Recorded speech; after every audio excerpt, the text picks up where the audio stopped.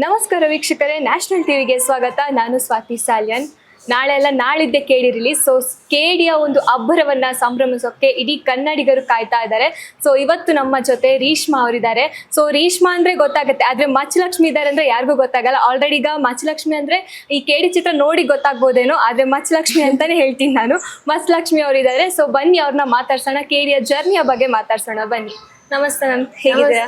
Good, very good. ನೀವ್ ಹೇಗಿದ್ದೀರಾ? ನಾವು ಚೆನ್ನಾಗಿದ್ದೀವಿ. ಸೊ ಕೇಡಿ ಅಂದಾಗ ನಿಮ್ಗೆ ಫಸ್ಟ್ ಏನ್ ನೆನಪಾಗುತ್ತೆ? ತುಂಬಾ ನೆನಪಾಗುತ್ತೆ. ನಮ್ ಇಡೀ ಜರ್ನಿ ನಾವು ಹೇಗ್ ಸ್ಟಾರ್ಟ್ ಮಾಡಿದೀವಿ, ಇವತ್ತೆಲ್ಲಿದ್ದೀವಿ, ಇನ್ ಒಂದ್ ದಿವಸದಲ್ಲಿ ಸಿನಿಮಾ ರಿಲೀಸ್ ಆಗ್ತಿದೆ. ಸೊ ಅದೆಲ್ಲ ಫುಲ್ ಜರ್ನಿ ನೆನಪಾಗುತ್ತೆ ನನ್ಗೆ. ಹೌದಾ? ಹಾಗಾದ್ರೆ ಕೇಡಿಗೆ ಈಗ ಕ್ಷಣಗಣನೆ ಸ್ಟಾರ್ಟ್ ಆಗಿದೆ. ಕೇಡಿ ಅಂದಾಗ್ಲೊಂದು ಗೂಸ್ ಬಂಪ್ಸ್ ಬರೋ ರೀತಿ ಫೀಲ್ ಆಗುತ್ತೆ. ಸೊ ಆ ಕ್ಷಣಗಣನೆಗೆ ನೀವೆಷ್ಟು ಎಕ್ಸೈಟ್ ಆಗಿ ಕಾಯ್ತಾ ಇದ್ದೀರಾ? ತುಂಬಾ, ಯಾಕಂದ್ರೆ ಇದಕ್ಕೆ ರಿಲೀಸ್ ಆಗಿ ಆಡಿಯನ್ಸ್ ರಿಸಲ್ಟ್ಗೆ ವೇಟ್ ಮಾಡ್ತಾ ಇದೀವಿ ನಾವು ಇವಾಗ. ಇನ್ ಒನ್ ಡೇ ಅಷ್ಟೇ ಇರೋದು. ಆ್ಯಂಡ್ ನಮ್ಮ ಇಡೀ ಶ್ರಮ ಏನು ನಾವು 3 ವರ್ಷ ಶ್ರಮ ಪಟ್ಟಿದ್ದೀವಿ, ಪ್ರೀತಿಯಿಂದ ಕೆಲಸ ಮಾಡಿದ್ದೀವಿ, ಎಲ್ಲ ಸರೆಂಡರ್ ಮಾಡೋ ಟೈಮ್. ನಾವೆಷ್ಟು ನಮ್ಮ ಸಿನಿಮಾ ಕೇಡಿನ ಪ್ರೀತಿ ಮಾಡಿದ್ದೀವಿ, ಅಷ್ಟೇ ಪ್ರೀತಿ ಆಡಿಯನ್ಸು ಮಾಡ್ತಾರೆ, ಒಪ್ಕೊಳ್ತಾರೆ ಅಂತ ಮೈ ಫಿಂಗರ್ಸ್ ಆರ್ ಕ್ರಾಸ್ಡ್. ಅಂದ್ರೆ ನಿಮ್ಮ ಕೇಡಿ ಜರ್ನಿಯಲ್ಲಿ ಆ ಸೆಟ್ ಅಲ್ಲಿ ಇದ್ದವರಾಗಿರ್ಬೋದು, ಅಲ್ಲಿರೋ ಆರ್ಟಿಸ್ಟ್ಗಳಾಗಿರ್ಬೋದು, ನಿಮ್ಮ ಒಂದು ಈ ಜರ್ನಿಗೆ ಎಷ್ಟು ಸಪೋರ್ಟ್ ಮಾಡಿದ್ರು? ಕೇಡಿ ಜರ್ನಿಗೆ ತುಂಬಾ ಸಪೋರ್ಟ್ ಮಾಡಿದ್ರು. ಆರ್ಟಿಸ್ಟ್ ಜೊತೆಗೆ ನಮ್ಮ ಇಡೀ ಟೀಮ್, ನಮ್ಮ ADs ಇಂದ ಹಿಡಿದು, ನಮ್ಮ ಕ್ಯಾಮ್ರಾ ಡಿಪಾರ್ಟ್ಮೆಂಟ್ ಇಂದ ಹಿಡಿದು, ಪ್ರೊಡಕ್ಷನ್ ಇಂದ ಹಿಡಿದು, ನಮ್ಗೆ ಬೆಳಿಗ್ಗೆ ತಿಂಡಿ ರೆಡಿ ಇದೆ ಬನ್ನಿ ಪ್ಲೀಸ್ ಊಟ ಮಾಡ್ಬಿಡಿ ಅಂತ ಹೇಳೋರಿಂದ ಹಿಡಿದು ಪ್ರತಿಯೊಬ್ರು has been very supportive. And ಪ್ರತಿಯೊಬ್ರಿಗೂ ಕ್ರೆಡಿಟ್ಸ್ ತಲುಪುತ್ತೆ. ಈಗ ಮಚ್ಚಲಕ್ಷ್ಮಿ ಅಂದ್ರೆ ರಗ್ಗಡ್ ಪಾತ್ರ ಅದು. ಸೊ ಇವಾಗ ಮಚ್ಚಲಕ್ಷ್ಮಿ ಪಡ್ಡೆ ಹುಡುಗರ ನಿದ್ದೆ ಕೆಡಿಸ್ತಾಳ ಅಥವಾ ಪಡ್ಡೆ ಹುಡುಗರಿಗೆ ಭಯ ಪಡಿಸ್ತಾಳ? ನಗಿಸ್ತಾಳೆ. ಅಂಡ್ ಐ ಡೋಂಟ್ ನೋ, ಅದಕ್ಕೆ ನಾನು ಕಾಯ್ತಿದ್ದೀನಿ. ಹೇಗೆ ಭಯ ಪಡಿಸ್ತೀನ ಅಥವಾ ಶಿಲ್ಲೆ ಹೊಡಿತಾರ, ನಾನು ಇವಾಗ ಎಲ್ಲಾದ್ರೂ ಹೋದ್ರೆ ಮಚ್ಚಲಕ್ಷ್ಮಿ ಅಂತ ಕರೀತಾರ, ಇಟ್ಕೋತಾರ ಅಂತ I am waiting to watch. Actually ನಿಮ್ಮ ಪರ್ಫಾರ್ಮೆನ್ಸ್ ಟ್ರೈಲರ್ ಮತ್ತೆ ಸಾಂಗ್ ಅಲ್ಲಿ ನೋಡಿದಾಗ ನಿಜವಾಗ್ಲೂ ಶಿಲ್ಲೆ ಹೊಡಿತಾರೆ. Thank you. ಅದ್ರಲ್ಲೂ ಪಡ್ಡೆ ಹುಡುಗರಿಗೆ ಆ ಒಂದು ಪಾತ್ರ ಇಷ್ಟ ಆಗ್ಬೋದಾ ಅಂತ ನಿಮ್ಗೆ ಅನ್ಸುತ್ತಾ? ಅಂದ್ರೆ ಕೆಲವೊಬ್ರು ಹುಡುಗರಿಗೆ ಈ ತರ ರಗಡ್ ಆಗಿದ್ರೆ ಹುಡುಗರು ಇಷ್ಟ ಆಗ್ತಾರೆ, ಆವಾಜ್ ಹಾಕೊಂಡು ಆ ತರ ಇದ್ದಾಗ. ಸೊ ನಿಮ್ಗೆ ಏನ್ ಅನ್ಸುತ್ತೆ? ನನ್ಗಂತೂ ಇಷ್ಟ ಆಯ್ತು. ಪಡ್ಡೆ ಹುಡುಗರಿಗೆ ಇಷ್ಟ ಆಗುತ್ತೆ ಅನ್ಸುತ್ತೆ. ಯಾಕಂದ್ರೆ ತುಂಬಾ ಒಂದು ಡಿಫ್ರೆಂಟ್ ಕ್ಯಾರೆಕ್ಟರ್ ಮಚ್ಚಲಕ್ಷ್ಮಿದು. ನಾವೇನ್ ರೆಗ್ಯುಲರ್ ಆಗಿ ನೋಡ್ತೀವಿ ಆ ಥರ ಇರಲ್ಲ ಅವಳು. ಅವ್ರ ಪರ್ಸ್ನಾಲಿಟಿನೇ ತುಂಬಾ ಲೌಡ್ ಆಗಿರ್ತಾಳೆ, ತುಂಬಾ ಸ್ಟ್ರೇಟ್ ಫಾರ್ವರ್ಡ್ ಆಗಿರ್ತಾಳೆ. ಆ್ಯಂಡ್ ಹೀರೋಗೆ ಸ್ವಲ್ಪ ಟಕ್ಕರ್ ಕೊಡುವಂತ ಒಂದು ಪಾತ್ರ ಕಾಳಿಗೆ. ಸೊ ಐ ಹೋಪ್ ನನ್ನ ಪರ್ಫಾರ್ಮೆನ್ಸ್ ಆಗಲಿ ಅಥವಾ ನನ್ನ ಆಗಲಿ ಪಡ್ತಾರೆ. ಆಕ್ಚುಲಿ ನೀವಿರೋ ರೀತಿಗೆ ತುಂಬಾ ಅಪೋಸಿಟ್ ಕ್ಯಾರೆಕ್ಟರ್ ಇದು ಅನ್ಸುತ್ತೆ. ಯಾ, ವೆರಿ ಮಚ್.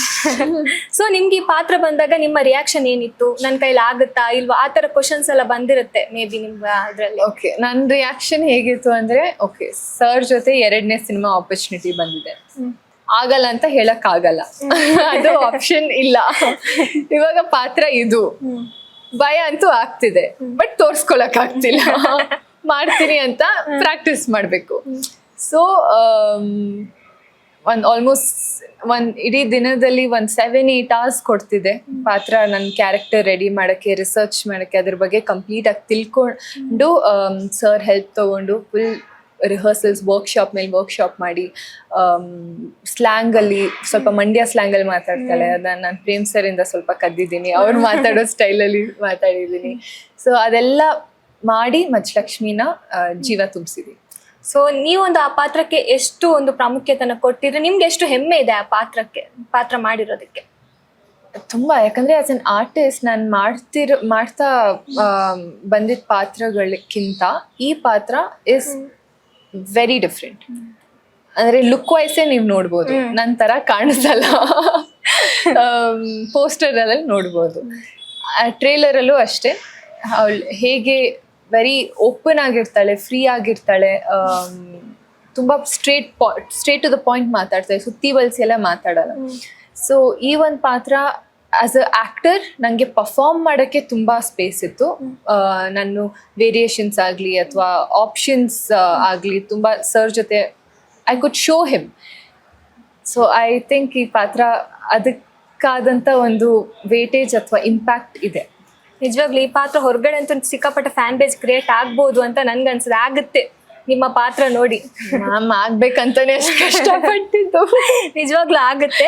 ಆಮೇಲೆ ಈಗ ಪ್ರೀತಿ ಗೆಲ್ಬೇಕಂತಾನೆ ಅಷ್ಟು ಕಷ್ಟ. ನಿಜವಾಗ್ಲೂ ಗೆಲ್ತೀರಾ. ಆ ಪಾತ್ರ ನೋಡಿದಾಗ ನಮ್ಗೆ ಒಂಥರ ಗೂಸ್ ಬಂಪ್ಸ್ ಬರುತ್ತೆ. ಹೆಣ್ಮಕ್ಳನ್ನ ರಿಫ್ಲೆಕ್ಟ್ ಮಾಡುತ್ತಾರೆ. ಒಂದು ಈ ತರದ್ ಹೆಣ್ಮಕ್ಳಿದ್ರೆ ಈ ತರ ಇರ್ಬೇಕು ಅನ್ನೋ very fierce, yes, strong, independent women ಅಂತ ಹೇಳ್ತಾರಲ್ಲ, ವೆರಿ ಸ್ಟ್ರಾಂಗ್ ವುಮೆನ್.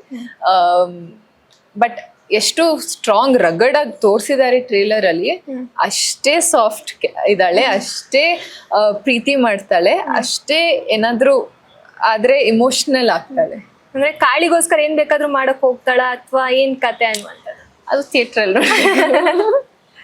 ಈಗ ನಿಜ ಜೀವನದಲ್ಲಿ ನೀವೇನಾದ್ರು ಈ ತರ ಅಂದ್ರೆ ಈ ತರ ಇರ್ಬೇಕಿತ್ತು ಅಂತ ಏನಾದ್ರು ಅನ್ನಿಸ್ತಾ ಪಾತ್ರ ನೋಡಿ ಲೈಫ್ ಅಲ್ಲಿ? ಇನ್ ಅ ವೇ ಹೇಗೆ ಮಚ್ಚಲಕ್ಷ್ಮಿ ಯಾರಿಗೂ ತಲೆ ಕೆಡ್ಸ್ಕೊಳ್ದೆ ಅವಳ ಮನ್ಸಲ್ಲಿ ಏನಿದೆ ಅದ್ ಮಾತಾಡ್ತಾಳೆ ಸ್ಟ್ರೇಟ್ ಫಾರ್ವರ್ಡ್ ಆಗಿ, ಆ ಸ್ಟ್ರೇಟ್ ಫಾರ್ವರ್ಡ್ನೆಸ್ ನಾನು ಕ್ಯಾರಿ ಮಾಡಬೇಕು ಅಂತ ಅನ್ಸುತ್ತೆ. ಅಂಡ್ ಅವಳು ಹೇಗೆ ವರ್ಲ್ಡ್ನ ಫೇಸ್ ಮಾಡ್ತಾಳೆ, ಹೇಗೆ ಸ್ಟ್ರಗಲ್ಸ್ನ ಫೇಸ್ ಮಾಡ್ತಾಳೆ, ಸಿನಿಮಾ ನೋಡ್ಬೇಕಾದ್ರೆ ಗೊತ್ತಾಗುತ್ತೆ. ಆ ಥರ ಏನೇ ಬಂದ್ರೂ ಹೆದರ್ಸ್ತೀನಿ, ನಾನು ನಿಂತ್ಕೊಂಡು ನನ್ನ ಜೊತೆ ಯಾರು ಇಲ್ಲ ಅಂದ್ರೂ ಹೆದರ್ಸ್ತೀನಿ, ನನ್ನ ಸ್ಟ್ಯಾಂಡ್ ನಾನು ತಗೋತೀನಿ ಅಂತ ಆ confidence I hope I build it up. And also ಇವಾಗ ಯೂಶ್ವಲಿ ಹುಡುಗಿರ್ಗೆ ಏನಾದರೂ ಕಮೆಂಟ್ ಪಾಸ್ ಮಾಡ್ತೀವಿ ನಾವು, ಚಿಕ್ಕ ಕಮೆಂಟೇ ಆಗಿರಲಿ, ಏನ್ ಇವತ್ತು ತುಂಬ ದಪ್ಪ ಕಾಣಿಸ್ತಿದ್ಯಾ ಅಂತ, ಹೌದಾ ಓಕೆ ಅಂತ ತುಂಬ ಜನ ಸುಮ್ಮನಾಗ್ಬಿಡ್ತಾರೆ, ಓಕೆ ತಿರ್ಗಾ ವಾಪಸ್ ಮಾತಾಡೋದು ಬೇಡ ಅಂತ. ಬಟ್ ಅದೇ ನೀವು ಮಚ್ಚಲಕ್ಷ್ಮಿಗೆ ಹೋಗಿ ಹೇಳಿ, ದೊಂಬಿ ಇಳಿಸ್ಲ ಜನನ, ಸೇರಿಸ್ಲ ಜನನ, ಇಳಿಸ್ಲ ದೊಂಬಿನ, ಹಾಕಿಸ್ಲ ಬೆಂಕಿನ ಅಂತ ಅಷ್ಟು ಏನಾದ್ರು ಈ ತರ ಕಮೆಂಟ್ ಬಂದಾಗ ಅಂದೆ ಹಂಗೆ ಹೇಳ್ತೀರಾ ಅಂತ ಜೋರಾಗಿ ಹೋಗ್ಬಿಡ್ತಾಳೆ. But it just comes to say that ಅವಳು ಶಿ ನೋಸ್ ಹರ್ ವರ್ತ್, ಅವಳು ಏನಂತ ಅವಳು ಗೊತ್ತು. ಸೊ ಯಾರಿಂದನೂ ಕಮೆಂಟ್ ಅಂತೂ ತಗೊಳ್ಳೋ ಹುಡುಗಿನೇ ಅಲ್ಲ, ಶೀಸ್ ಅ ಫೈಟರ್ ಅಷ್ಟು ಹೇಳ್ಬೋದು, ಶೀಸ್ ಅ ಫೈಟರ್. ಈ ಪಾತ್ರ ಮಾಡಿದ್ಮೇಲೆ ನಿಮ್ ಲೈಫಲ್ಲಿ ನೀವೇನ್ ಚೇಂಜಸ್ ಮಾಡ್ಕೋತೀರಾ ಅನ್ನುವಂತ? ಅದೇ ಹೇಳಿದ್ನಲ್ಲ, ಟು ಬಿ ಮೋರ್ ನನ್ನ ಒಪಿನಿಯನ್ ನ ವಾಯ್ಸ್ ಔಟ್ ಮಾಡಕ್ಕೆ. ಅಂದ್ರೆ ಈಗ ಏನಾದ್ರು ಕಮೆಂಟ್ ಬಂದಾಗ ನೀವು ಹಂಗೆ ಹೇಳ್ತೀರಾ, ಡೈಲಾಗ್ ಹೇಳ್ತೀರಾ? ಅಯ್ಯೋ ಹಂಗೆಲ್ಲ ಹೇಳಿದ್ರೆ ಅಮ್ಮ ಎಲ್ಲಿಂದ ಬಂದಿದ್ದೀರಾ, ಹಂಗೆಲ್ಲ ಹೇಳಕ್ಕಾಗಲ್ಲ. I am not that.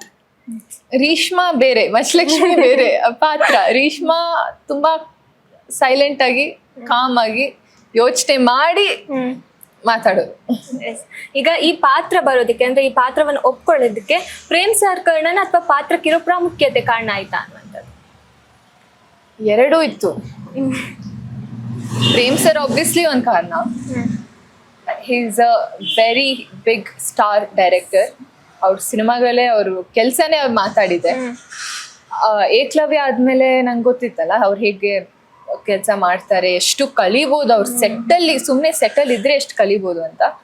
So ಮತ್ತೆ ಇಲ್ಲ ರೇಷ್ಮಾ ಈ ಥರ ಒಂದು ಪಾತ್ರ ಇದೆ, ನೀನೇ ಮಾಡಬೇಕು ಅಂತ ಟೀಮ್ ಹೇಳಿದಾಗ I was very happy. Plus ಅದ್ರ ಜೊತೆ ಒಂದು ಬೋನಸ್ ಅನ್ನೋ ಥರ ಪಾತ್ರನೂ ಅಷ್ಟೇ ಸ್ಟ್ರಾಂಗ್ ಪಾತ್ರ ನಂಗೆ ಕ್ರಿಯೇಟ್ ಮಾಡಿದ್ದಾರೆ. And especially Prem sir direction ಅಲ್ಲಿ ನೀವು ಯಾವುದೇ ಸಿನಿಮಾ ತಗೊಳ್ಳಿ, ಹೀರೋಯಿನ್ಗೆ ಅಷ್ಟೇ ವೇಟೇಜ್ ಇರುತ್ತೆ, ಅಷ್ಟೇ ಇಂಪಾರ್ಟೆನ್ಸ್ ಇರುತ್ತೆ, ಅಂಡ್ ಅಷ್ಟೇ ಪರ್ಫಾರ್ಮೆನ್ಸ್ ಸ್ಪೇಸ್ ಇರುತ್ತೆ. ನಿಜವಾಗ್ಲು ಅವ್ರೊಂದು ಯಾವುದೇ ಒಂದು ಹೆಣ್ಮಕ್ಳಿಗೆ ಅಂತ ಪಾತ್ರ ಕೊಟ್ಟಾಗ ಅದಕ್ಕೆ ಒಂದು ಹೆಣ್ಮಕ್ಳಿಗೆ ಆದಂತ ಒಂದು ತೂಕ ಆಗಿರ್ಬೋದು, ಪ್ರಾಮುಖ್ಯತೆಯನ್ನ ಕೊಟ್ಟೇ ಇರ್ತಾರೆ ಎಲ್ಲಾ ಪಾತ್ರಗೂ. ಹೌದು. ಬಟ್ ಮೇನ್ ಅವ್ರು ಹೆಣ್ಮಕ್ಳಿಗೆ ತುಂಬಾ ಜಾಸ್ತಿ ಪ್ರಾಮುಖ್ಯತೆ ಕೊಡ್ತಾರೆ. ಅಂದ್ರೆ ಹೆಣ್ಮಕ್ಳನ್ನ ಸ್ಟ್ರಾಂಗ್ ಆಗಿ ಒಂದು ಪೋರ್ಟ್ರೆ ಮಾಡೋ ರೀತಿಯಲ್ಲಿ ಒಂದು ಕಾಣಿಸ್ಕೊಳ್ತಾರೆ. ಅಂದ್ರೆ ಅವ್ರ ಕತೆ ಅಷ್ಟು ಚೆನ್ನಾಗಿ ಕ್ರಿಯೇಟ್ ಮಾಡ್ತಾರೆ. ಇವಾಗ ಒಂದು ಸ್ಟೋರಿ ಕ್ರಿಯೇಟ್ ಮಾಡ್ಬೇಕಾದ್ರೆ every character has their own reasons to exist in the story. ಸುಮ್ಮನೆ ಓಕೆ ಇಲ್ಲಿ ಸ್ವಲ್ಪ ಎಂಟರ್ಟೈನ್ಮೆಂಟ್ ಬೇಕು ಅದಕ್ಕೆ ಈ ಕ್ಯಾರೆಕ್ಟರ್ ಇಡೋಣ, ಓಕೆ ಇಲ್ಲಿ ಸ್ವಲ್ಪ ಲವ್ ಆಂಗಲ್ ಬೇಕು ಈ ಕ್ಯಾರೆಕ್ಟರ್ ಇಡೋಣ, ಆ ಥರ ಥಿಂಕಿಂಗ್ ಅಲ್ಲ ಅವ್ರದ್ದು. ಹಿ creates a story, he creates a world where everybody is important and everybody makes the story complete. So ಈಗ ಈ ಪಾತ್ರ ಮಾಡ್ಬೇಕಾದ್ರೆ ನೀವು ಏನೆಲ್ಲ ಚಾಲೆಂಜಸ್ ಅನ್ನ ಎದುರಿಸಾಕು ಅಂದ್ರೆ ಏನೆಲ್ಲ ಚಾಲೆಂಜಸ್ ಬಂತು ಅನ್ನುವಂಥದ್ದು? ಪರ್ಸನಲ್ ಆಗಿ ಮಚ್ಚಲಕ್ಷ್ಮಿ ಆಗ ಹೌದು ತುಂಬಾ ಚಾಲೆಂಜಸ್. ಫಸ್ಟ್ ಸ್ಲ್ಯಾಂಗ್, ಆ ಥರ ಆ ಒಂದು ಸ್ಲ್ಯಾಂಗ್ ಮಾತಾಡ್ಬೇಕಂತ ಮತ್ತೆ ಬಾಡಿ ಲ್ಯಾಂಗ್ವೇಜ್ ಅವಳು ನಾನ್ ನಡ್ಕೊಂಡು ಹೋಗ್ಬೇಕಾದ್ರೆ ಹೇಗ್ ನಡ್ಕೊಂಡು ಹೋಗ್ತೀವಿ ನಾವು ಯೂಶುವಲ್ ಆಗಿ ಆತರ ಅವಳೇ ಒಂದ್ ವೇ ಇದೆ ಸ್ವಲ್ಪ ನುಳ್ಕೊಂಡು ಅಂಡ್ ಅವಳಿಗೆ ನಾಚಿಕೆ ಆಗ್ಬೇಕಾದ್ರೆ ಹೇಗ್ ನಾಚ್ಕೊಳ್ತಾಳೆ ಇವಾಗ ನಾವೇನ್ ಸ್ಮೈಲ್ ಮಾಡ್ತೀವಿ ಕೆಳಗಡೆ ನೋಡ್ತೀವಿ ಬಟ್ ಅವಳೆಲ್ಲ ಅಯ್ಯೋ ನಂಗೆ ಹೋಗ್ಲಿಕ್ಕೆಲ್ಲ ಇಷ್ಟ ಆಗಲ್ಲ ನಾಚಿಕೆ ಆಗುತ್ತೆ ಅದ್ರೆಲ್ಲ ಸ್ವಲ್ಪ ನುಳ್ಕೊಂಡು ಶೀಸ್ ಎಕ್ಸ್ಟ್ರಾ ತುಂಬಾ ಎಕ್ಸ್ಪ್ರೆಸ್ ಮಾಡ್ತಾಳೆ ನಾನು ಉಲ್ಟಾ ನಾನು ಎಕ್ಸ್ಪ್ರೆಸ್ಸೇ ಮಾಡಲ್ಲ so when someone is so expressive so you need to ಆ ಬಾಡಿ ಲ್ಯಾಂಗ್ವೇಜ್ನ ಅಡಾಪ್ಟ್ ಮಾಡ್ಕೋಬೇಕು ಸೊ ಅದು ಆ ಒಂದ್ ಡೈಲಾಗೇ ಒಂದ್ ಇಡೀ ದಿನ ಪ್ರಾಕ್ಟೀಸ್ ಮಾಡಿದೀನಿ ನಾನು ಸರಿ ವಿಡಿಯೋ ತೆಗ್ದಿದ್ದಾರೆ ನನ್ನ ಹತ್ರ ಇನ್ನೂ ವಿಡಿಯೋಸ್ ಇದೆ ಅದೆಲ್ಲ ಹೌದಾ ಅದೆಲ್ಲ ಹಾಕ್ತೀನಿ ರಿಲೀಸ್ ಆದ್ಮೇಲೆ ಪ್ರಾಕ್ಟೀಸ್ ಮಾಡಿದೆಲ್ಲ ಸೊ ಆ ಕ್ಯಾರೆಕ್ಟರ್ ಅಡಾಪ್ಟ್ ಆಗಕ್ಕೆ it was little difficult and later on I think ಅಭ್ಯಾಸ ಆಯ್ತದು ಅದಾದ್ಮೇಲೆ ಇನ್ ಕಷ್ಟ ಅನ್ಸ್ಲಿಲ್ಲ ಬಟ್ ಸಾಂಗ್ಸ್ ಅಲ್ಲಿ ಆ ಸಣ್ಣ ಪುಟ್ಟ ಇಂಜುರೀಸು ಅದು ಇದು ನಾನು ಕಮಾನ್ ಕಾಲಿಯಲ್ಲಿ ಆ ಕಾಲಿ ಆ ಸ್ಟೆಪ್ ಇದೆಯಲ್ಲ ಅದ್ ಮಾಡ್ಬೇಕಾದ್ರೆ ಸೆಕೆಂಡ್ ಟೇಕ್ಗೆ ಕೈ ಹಿಡ್ಕೊಬಿಡ್ತು ಅಂದೆ ಓಕೆ ಹಿಂಗೆಲ್ಲ ಮಾಡ್ದೆ ಸ್ಪ್ರೇ ಎಲ್ಲ ಹೊಡ್ದೆ ಆದ್ರೂ ಹೋಗ್ತಿಲ್ಲ ನೋವು ಆದ್ರೂ ಬಟ್ ಅದು ಔಟ್ಪುಟ್ ಅಲ್ಲಿ ಕಾಣಿಸ್ಲಿಲ್ಲ ನಂಗೆ ಎಲ್ಲೂ ನೋವು ಆಗಿದೆ ಅಂತ ಆದ್ರೂ ಫುಲ್ ಎನರ್ಜಿ ಹಾಕಿ ನೋವು ತಡ್ಕೊಂಡು ಮಾಡಿದೀನಿ but it was all worth it ಅದು ನೀವು ಆ ಪಾತ್ರವನ್ನು ಪ್ರೀತಿಸೋ ರೀತಿ ಕಾಣಿಸುತ್ತೆ ಇಲ್ಲಿ ಅಂತಾನೆ ಡೆಫಿನೆಟ್ಲಿ ಎಸ್ಪೆಷಲಿ ಡಾನ್ಸ್ ಅಂತ ಬಂದಾಗ ಏನೇ ನೋವು ಇರ್ಲಿ ಐ ಎಂಜಾಯ್ ಡೂಯಿಂಗ್ ಇಟ್ ಈಗ ಮೊನ್ನೆ ಅಷ್ಟೇ ಧ್ರುವ ಸರ್ ಒಂದು ಫನ್ನಿ ಮೂಮೆಂಟ್ ಅನ್ನ ಶೇರ್ ಮಾಡಿದ್ರು ಅಂದ್ರೆ ಬಾತ್ರೂಮ್ ಅಲ್ಲಿ ಇದ್ದಾಗ ಡಬ್ಬಿಂಗ್ ಮಾಡಿಸಿದ್ದು ಪ್ರೇಮ್ ಸರ್ ಅನ್ನೋದು ನಿಮ್ಗೆ ಯಾವ ತರ ಫನ್ನಿ ಫೀಲ್ ಆಗಿದ್ಯಾ ಏನಾದ್ರೂ ಫನ್ನಿ ಫೀಲ್ ಅವ್ರ ಜೊತೆ ಆಗಿದ್ಯಾ ಅನ್ನೋಂಥದ್ದು ಸೊ ಅವ್ರಿಗೆ ಬಾತ್ರೂಮ್ ಅಲ್ಲಿ ಇರ್ಬೇಕಾದ್ರೆ ಡಬ್ಬಿಂಗ್ ಮಾಡಿಸಿದ್ದು that was in mid night ನನ್ಗೆ ಸ್ವಲ್ಪ early morning around 7 early morning sir phone ಮಾಡ್ಬಿಟ್ಟು ಅವಾಗ ರಿಂಗ್ ಆಯ್ತು ನಾನಂತೂ ನಿದ್ದೆ ಮಾಡಿದ್ರೆ ಭೂಕಂಪ ಬಂದ್ರು ಎದೊಳಲ್ಲ ಅಂತಾರಲ್ಲ ಆ ತರ ಸ್ವಲ್ಪ ನಿದ್ದೆ ಸ್ವಲ್ಪ ಜಾಸ್ತಿ ಮಾಡ್ತೀನಿ ಸೊ ಅವಾಗ ಕಾಲ್ ಬಂತು ಹಾ ಸರ್ ನಿದ್ದೆ ಕಣ್ಣಲ್ಲೇ ಮಾತಾಡ್ತೀನಿ ಸರ್ ಈ ತರ ಇದಿದೆ ಡಬ್ಬಿಂಗ್ ಮಾಡಿ ಫೋನ್ ರೆಕಾರ್ಡಿಂಗ್ ಮಾಡ್ಬೇಕಾ ಆದ್ರೆ ಅಲ್ಲೇ ಮಾಡ್ಬಿಟ್ಟು ಕಳ್ಸ್ಬಿಡು ಓಕೆ ಸರ್ ಅಂತ ಅದು ಓಕೆ ಕಳ್ಸಿದ್ರು ಯಾವ್ದು ಕಳ್ಸಿದ್ರು ಕಿರ್ಚೋದ್ ಕಳ್ಸಿದ್ರು ಬೆಳಿಗ್ಗೆ ಇವಾಗ ಕಣ್ ಬಿಟ್ಟಿದೀನಿ ಕಿರ್ಚೋದ್ ಕಳ್ಸಿದ್ರು ಪಾಪ ನಮ್ಮಮ್ಮ ಆಚೆ ನನ್ ಡೋರ್ ಲಾಕ್ ಆಗಿತ್ತಲ್ಲ ಆಚೆ ಕಾಫಿ ತಗೊಂಡ್ ಬರ್ತಾ ಇದ್ರು ನಾನು ಡೈಲಾಗ್ ಹೇಳ್ಬೇಕಾದ್ರೆ ಅವ್ರು ನನ್ಗೇನೋ ಜಗಳ ಮಾಡ್ತಿದೀನಿ ಯಾರ ಜೊತೆನೋ ಅಥವಾ ಕೋಪದಲ್ಲಿದ್ದೀನಿ ಯಾರ ಜೊತೆನೋ ಅಂತ ಸಡನ್ ಆಗಿ ಕಾಫಿ ಬೀಳ್ಸಿದ್ರು ಏನಿದ್ ಸೌಂಡ್ ಅಂತ ಹೋಗಿ ನೋಡಿದ್ರೆ ಕಾಫಿ ಬಿದ್ದಿದೆ ಅಮ್ಮ ಏನ್ ಮಾಡ್ತಿದ್ಯ ಅಟ್ಲೀಸ್ಟ್ ಹೇಳ್ಬಿಟ್ ಮಾಡು ನಂಗೆ ಭಯ ಆಗ್ಬಿಡುತ್ತೆ ಹಂಗೆಲ್ಲ ಅಂತ ದಟ್ ವಾಸ್ ಸೆಟ್ ಅಲ್ಲಿ ಯಾವ ರೀತಿ ಇದ್ರು ಪ್ರೇಮ್ ಸರ್ ಎಲ್ಲರ ಜೊತೆ is a very fun person ಅವ್ರ ಜೊತೆ ಅವರು ಕೆಲಸ ಮಾಡ್ಬೇಕಾದ್ರೆ ತುಂಬಾ ಟೆನ್ಷನ್ ಅಲ್ಲಿ ತುಂಬಾ ಎಲ್ಲಾರ್ ಎನ್ವೈರನ್ಮೆಂಟ್ನ ತುಂಬಾ ಲೋ ಡ್ರಾಪ್ ಮಾಡ್ಕೊಂಡು ಕೆಲಸ ಮಾಡಲ್ಲ it is always high energy in the set ಎಲ್ಲರೂ ಹೈ ಎನರ್ಜಿಯಲ್ಲಿ ಇರ್ತೀವಿ ಯಾಕಂದ್ರೆ ಅವಾಗಲೇ ಕೆಲಸ ಮಾಡುವ ಎನರ್ಜಿ ವೈಬ್ ಕ್ರಿಯೇಟ್ ಆಗೋದು so he is very nice very ಒಬ್ಬ ಆರ್ಟಿಸ್ಟ್ ಹತ್ರ ಎಷ್ಟು ಆಕ್ಟಿಂಗ್ ತಗೋಬೇಕು ಏನ್ ಮಾಡಿಸ್ಬೇಕು ಅಂತ ಎಕ್ಸಾಕ್ಟ್ಲಿ ಅವ್ರಿಗೆ ಗೊತ್ತು ಏನ್ ಮಾಡ್ಬೇಕು ಎಂತ ಮಾಡ್ಬೇಕು ಅಂಡ್ ಆಲ್ ರೌಂಡರ್ ಅವ್ರು 1 man ಆರ್ಮಿ ತರ ಅಂಡ್ ಅಷ್ಟೇ ಸಪೋರ್ಟಿವ್ ಎಲ್ಲ ಟೀಮ್ ಅವ್ರು ಇರ್ತೀವಿ so it's a very lively set and ಅವರು ಅವಾಗ ಚಿಕ್ಕದ ಕೋಪ ಮಾಡ್ಕೊಂಡು ಬೈತಾರಲ್ಲ ಅದೆಲ್ಲ ಇರ್ಬೇಕು ಅವಾಗ್ಲೇ ನಮ್ ಖುಷಿ. ಈಗ ಕೊನೆಯದಾಗಿ ಸಿನಿಮಾ ಬಗ್ಗೆ ಹೇಳೋದಾದ್ರೆ ಈಗ 30ಕ್ಕೆ ರಿಲೀಸ್ ಆಗ್ತಾ ಇದೆ ಸೊ ವೀಕ್ಷಕರಿಗೆ ಏನಾದ್ರೂ ಹೇಳೋದಿದ್ರೆ ಹೇಳ್ಬೋದು. ಎಸ್ ಫೈನಲಿ ಕೇಡಿ ಸಿನಿಮಾ ರಿಲೀಸ್ ಆಗ್ತಿದೆ ಇದೆ ಏಪ್ರಿಲ್ 30ಗೆ. ಪ್ಲೀಸ್ ಫ್ಯಾಮಿಲಿ ಜೊತೆ ನಮ್ಮ ಸಿನಿಮಾನ ನೋಡಿ ಥಿಯೇಟರಲ್ಲೇ ನೋಡಿ ಎಂಜಾಯ್ ಮಾಡಿ ಆ್ಯಂಡ್ ಸಪೋರ್ಟ್ ಮಾಡಿ. Yes thank you so much ma'am. ಮಚ್ಚಲಕ್ಷ್ಮಿನ ನೋಡೋಕೆ ನಾನಂತೂ ಸಿಕ್ಕಾಪಟ್ಟೆ ಕಾಯ್ತಾ ಇದ್ದೀನಿ. ನಾನು ಕಾಯ್ತಿದ್ದೀನಿ ಆಡಿಯನ್ಸ್ ಆಗಿ. So thank you so much ಇಷ್ಟೊತ್ತು ನಮ್ಮ ಜೊತೆ ಮಾತಾಡಿದ್ದಕ್ಕೆ. Thank you so much.